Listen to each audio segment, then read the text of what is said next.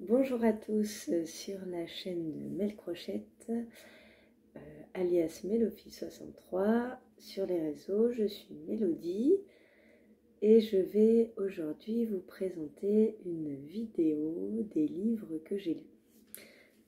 Je commence dans l'ordre par le livre de Manon Forgeton et Jean-Christophe Tixier, qui s'appelle En plein vol et qui a été édité chez Rajo. Il s'agit d'un roman sur deux jeunes adultes, Romane et Jules, qui se rencontrent à la fac et qui vont en fait travailler sur un projet commun qui est un projet de sociologie, vu qu'ils se rencontrent à la fac de sociaux, qui va être de s'interroger sur les personnes qui vivent dans la rue. Il n'y aura pas que cette thématique qui va être abordée dans ce livre, il y en aura plein d'autres, notamment parce que Jules est un garçon qui a vécu dans la rue, qui a été rejeté en fait par ses parents car il est homosexuel, et qui a vécu plein de choses forcément dans cette rue. Et Romane, c'est plutôt un peu le stéréotype de la fille bien sage, tout ça, mais qui finalement peut-être rêve aussi un peu de liberté. Il est question de prendre son envol, de confiance, d'amour, d'amitié, de liberté, de marginalité. Et tout cela écrit avec de jolis mots. Tout ça écrit de façon simple dans la compréhension, mais aussi avec beaucoup de poésie. J'ai vraiment adoré ce livre. Je l'ai lu dans le cadre d'un projet que je fais avec Dans quel état lis-je autour de la littérature et les sans-abri. Je n'ai pas été déçue. C'est un livre qui peut parfois être dur, mais c'est un livre qui est aussi empreint d'espoir. Et je trouve ça hyper intéressant dans le monde actuel. Alors, ils disent que le roman compagnon de En plein vol, c'est Quand vient la vague. Ils peuvent se lire l'un et l'autre séparément. Mais voilà, par exemple, Jules est présent dans les deux romans. Et puis, il y a une histoire un peu qui peut faire comprendre celui-ci. Mais franchement, moi, j'avais pas lu Dans la vague et je l'ai très très bien compris. Le deuxième livre que j'ai terminé, c'est un livre que je n'ai pas ici. Il s'agit de Tenir debout dans la nuit de Éric Pessan, qui a été édité chez l'École des loisirs à la collection Medium. C'est un tout petit livre que j'ai lu en lecture commune proposée par Le Souffle des mots sur Instagram. Il s'agit de l'histoire d'une jeune fille qui décide de partir en vacances avec un de ses amis à New York, et puis il va se passer quelque chose dès le premier jour où ils arrivent. Au début on ne sait pas trop, on imagine un viol, mais c'est pas dit clairement dès le début. On comprend ce qui s'est passé, mais qu'à la fin, donc je vais pas vous le dire. Du coup, une ambiance assez pesante tout le long du livre quand même. Et donc, cette jeune fille va se retrouver à passer la nuit dehors. Elle s'est enfuie en fait de là où elle était avec ce jeune homme. Et elle va passer la nuit dehors à errer un peu dans ses pensées et pour échapper à ce dont elle voulait échapper. Et c'est en fait un court roman qui va se lire d'une traite, avec un rythme à la fois où il y a beaucoup de suspense, mais un rythme lent également. Car cette nuit qui va être décrite finalement dans le roman entier, une seule nuit va paraître un peu l'éternité pour cette jeune fille, et le roman le montre très bien. Je ne connaissais pas cet auteur, donc il s'agit aussi d'un roman, je ne l'ai pas dit, mais il s'agit de 2 romans ados à young adulte. Je ne connaissais pas cet auteur, il a une façon d'écrire qui m'a vraiment bouleversée. Il y a aussi un très beau travail éditorial de mise en page qui permet de se sentir en fait dans les pensées de la jeune fille. Et voilà, donc ce qui se passe, c'est qu'il va y avoir un peu, oui, on va dénoncer un sujet d'actualité et de société qui est présent depuis longtemps. C'est la place des jeunes filles et des femmes dans la société et comment on peut arriver à penser qu'on n'a pas le droit de s'habiller comme on veut, qu'on n'a pas le droit de dire ce que l'on veut non plus, etc. Mais c'est amené d'une façon où clairement c'est pas la jeune fille, c'est une jeune fille qui est normale, classique, qui s'habille pas de façon provocante, qui va pas chercher en fait les ennuis ni quoi que ce soit, mais pour autant il y a plein de petites choses qui font qu'elle s'est construite comme elle s'est construite et qu'elle se demande en gros si ce qui lui est arrivé n'est pas de sa faute quand même. Est-ce qu'elle a donné une fausse impression? Est-ce que... Du coup, je peux pas vous en dire plus parce qu'il faut le lire. Je vous dis juste qu'il faut le lire ce livre, mais vraiment, parce qu'il dépeint très bien des problèmes actuels et tout le monde peut se retrouver dans cette histoire et en même temps, Éric Pessan invite à faire comprendre au lecteur que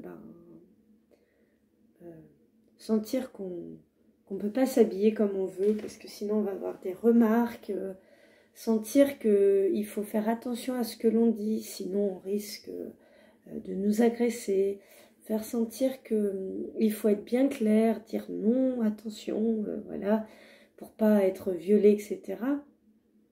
C'est assez fort quand même, quoi, parce que bon, on se dit, bah non, mais on est dans un pays libre, quand même, puis la place de la femme a quand même beaucoup évolué, mais non. Du coup, je pense que c'est un livre à mettre entre toutes les mains, et pas que les femmes, et aussi les jeunes garçons. Et Éric Pessan le met dans son prologue, oui c'est ça, dans son prologue, qu'il faut que ce livre, en fait, il soit lu aussi par les jeunes garçons, parce qu'avant d'éduquer les filles à faire attention, il faut déjà éduquer les garçons à se comporter de façon correcte, en fait. Pas comme des abrutis. Voilà. C'était un livre qui était dur aussi, j'en les ai un peu enchaînés, mais qui était vraiment passionnant. Donc, Tenir debout dans la nuit, je ne l'ai pas, du coup, je ne peux pas vous le montrer. De Éric Pessan, publié à l'École des loisirs, donc dans la collection Médium. Ensuite, j'ai lu Cocoum de Michel Jean, en lecture commune proposée par Dans le monde de Madame Annie, qui est une enseignante au Québec, qui fait des choses merveilleuses avec ses élèves et qui propose des clubs lecture. Et j'ai eu envie de lire ce qu'elle proposait et je n'ai pas été déçue une seule seconde. Donc Cocoum, ça veut dire grand-mère en Innu, qui est en fait... les Innus, ce sont les natifs du Québec à l'origine, donc les Indiens du Québec, quoi. Et Michel Jean, l'auteur, il est issu d'une lignée de famille du Québec, des Innus. Et il nous raconte ici l'histoire de sa grand-mère. Et de l'endroit où elle vivait, qui est vers le lac Pécuakami. Alors, il y a plein de mots qu'on n'arrive pas à prononcer et j'ai du mal à les lire parfois parce que c'est des mots indiens en fait. Mais c'était super intéressant. En fait, sa grand-mère, je vous raconte très vite le début, sa grand-mère, elle était native des colons à la base, mais elle s'est mariée avec un Innu. Donc elle s'est mariée très jeune, elle avait 15 ans, avec un Innu et elle est partie vivre avec lui. Et en fait, elle a découvert un autre monde parce qu'elle vivait Donc là où elle vivait, elle était complètement en autarcie avec les autres colons. Les femmes, c'était les femmes à la maison qui préparent le dîner, qui fait voilà, le modèle colon et très européen aussi. Après les hommes, bah, c'était eux qui s'occupaient d'élever ou de chasser, mais bon, en fait, c'était surtout de l'élevage. Voilà. Et puis, elle va découvrir une nouvelle vie avec son mari Inu, qui est déjà une place un peu différente de la femme, parce qu'elle a autant de droits et de devoirs, et elle est très respectée chez les Inuits. Elle peut aller chasser avec son mari, par exemple, et c'est admis. Voilà, tout un pan de cette vie qu'elle ne connaît pas. Et elle va aussi découvrir la liberté, parce que, en fait, elle se sent très enfermée chez elle avant. Et là, elle va découvrir en fait la nature, la magie de la nature, tout ce qu'elle peut nous procurer, toutes les sensations. Et en même temps, bah, ce sont des nomades, donc ils n'ont pas de maison fixe, ils ont des tentes qu'ils plantent. Et en fait, ça lui plaît beaucoup à cette Kokoum. Le livre était vraiment passionnant, j'ai adoré à voyager du coup à travers l'espace et le temps, car je crois que c'était dans les années un peu avant 1900, je sais plus, ça y est, j'ai oublié. On va voir donc le PQ Akami, c'est le majestueux lac Saint-Jean au Québec. Et donc elle s'appelle Almanda, la Kokoum. C'est, comme ils le disent, un destin singulier d'une femme éprise de liberté. Et on va voir comment elle se construit petit à petit. Ce que j'ai beaucoup apprécié, c'est une grosse moitié du livre. On est sur un temps qui est finalement pas si long que ça. Mais on va apprécier tout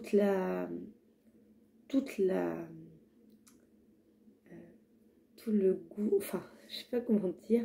On va vraiment apprécier, comme Almanda, cette notion de liberté, cette notion de vivre avec la météo, vivre avec la nature, de vivre au rythme de la journée, au rythme des saisons. Et en fait, le temps est allongé. Une grosse moitié du livre, ça va être sur finalement assez peu de temps et c'est vraiment appréciable.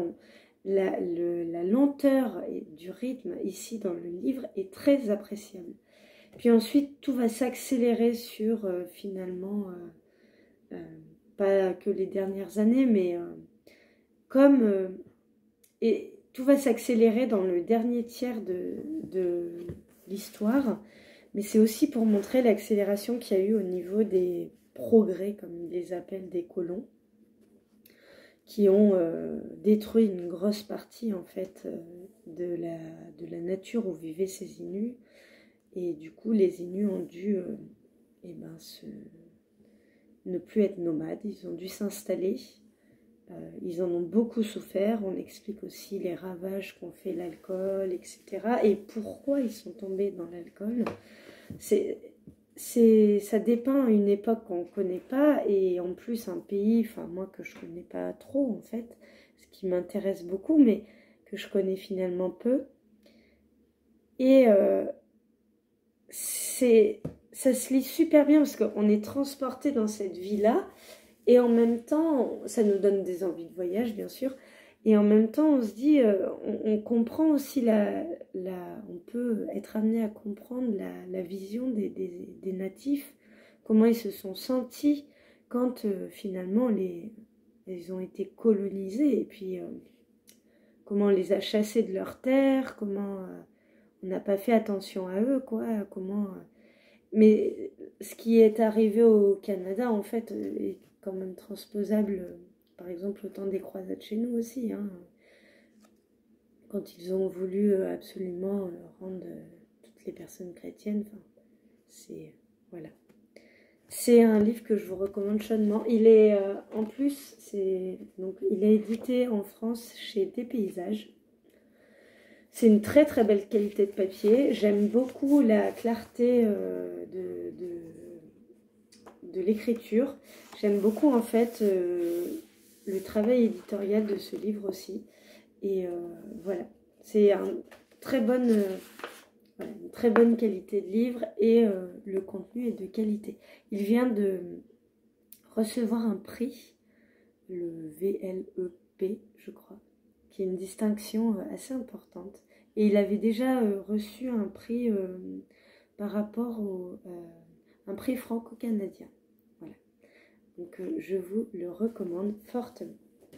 Et enfin, je ne l'ai toujours pas fini, mais je vais en parler parce que sinon j'en parlerai jamais. Je lis et je lisais en lecture commune avec Émilie le C'est pas ma faute de Anne-Fleur Multon et Samantha Bailly, merci, qui est l'histoire de Prudence, la plus grande fan de Lolita, une célèbre youtubeuse. Mais un jour, Lolita disparaît des réseaux sociaux et Prudence s'inquiète, se demande ce qui lui est arrivé.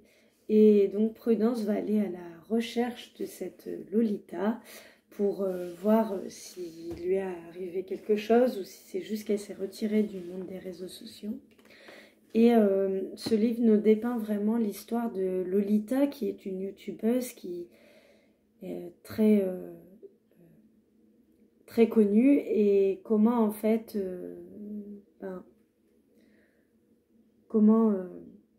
derrière la caméra, finalement, c'est quelqu'un comme tout le monde.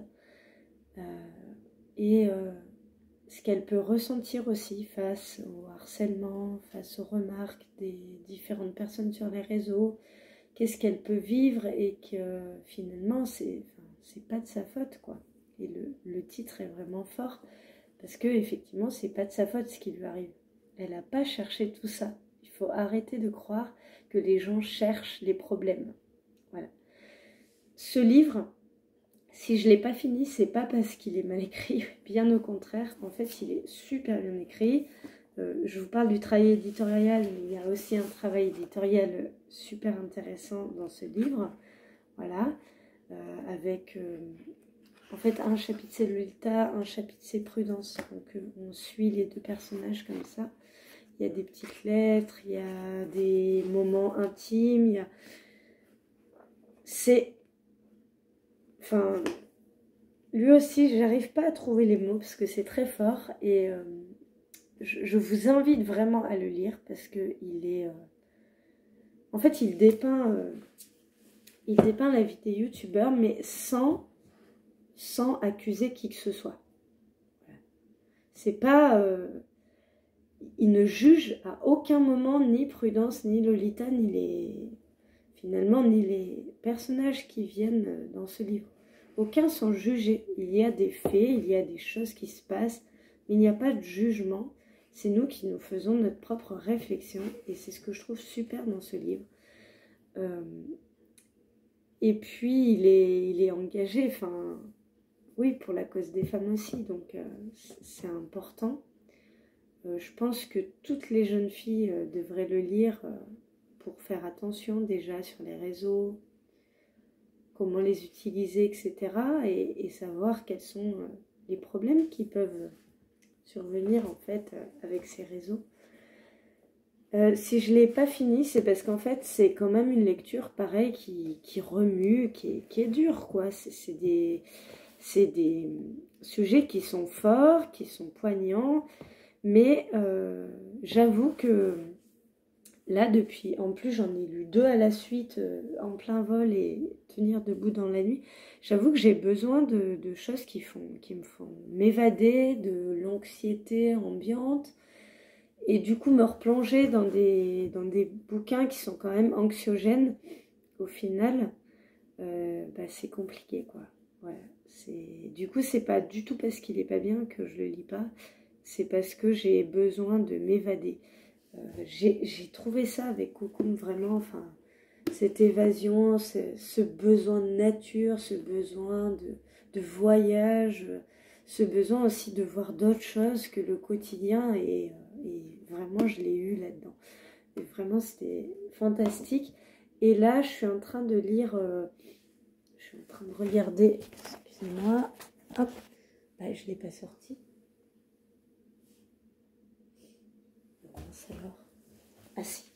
J'ai décidé de m'engager dans la lecture d'Agatha Christie pour faire partie du challenge Read Christie 2021, qui a été relayé notamment par Petite Lectrice et puis par Triple L de Mag sur les réseaux. Et du coup, Triple L de Mag proposait de lire en lecture commune le mystérieux Mr. Queen. Et je me suis dit, allez, on y va. Et ben voilà, j'ai besoin de lecture comme ça en ce moment, pas de lecture de C'est pas ma faute. Donc C'est pas ma faute, il va être fini, mais il est superbe comme livre, il est poignant, magnifique, il faut le lire, vraiment, il faut le lire. Et finalement, j'ai eu que des coups de cœur quoi, depuis le début d'année, donc ça c'est appréciable. J'ai eu une période où j'enchaînais les livres que j'aimais pas, et là, je suis contente d'avoir enchaîné les coups de cœur. Et du coup, bah, je vous en parlerai quand je l'aurai fini, mais le mystérieux Mr. Queen, c'est un des enquêteurs, c'est un recueil de nouvelles, et c'est un des enquêteurs dans Agatha Christie. J'avais oublié à quel point j'aimais la plume d'Agatha Christie. Ça fait très longtemps que j'en ai pas lu, j'en ai pas beaucoup dans ma bibliothèque, ils sont par là, voilà. Mais j'avais oublié à quel point j'aimais les Agatha Christie. Donc je suis ravie de recommencer et puis je vais essayer de participer au challenge tout au long de l'année Read Christie 2021 pour continuer de lire du Agatha Christie. Sur ce, je vous laisse avec cette vidéo des livres que j'ai lus et je vous retrouve pour une nouvelle vidéo où je parlerai plus spécifiquement de ceux que j'ai envie de lire dans le cadre du challenge Mars au féminin. Mais aussi, je vais essayer, je ne vous promets rien pour l'instant, mais je vais essayer de faire des petits vlogs pour vous montrer aussi des petits vlogs, pardon, pour vous montrer mes avancées créatives, même si elles sont peu nombreuses et qu'elles n'avancent pas vite, il y en a quand même. Voilà. Je vous souhaite une très belle journée ou une très belle soirée suivant à l'heure où vous regarderez cette vidéo. Et je vous dis à très bientôt avec ma nouvelle bibliothèque.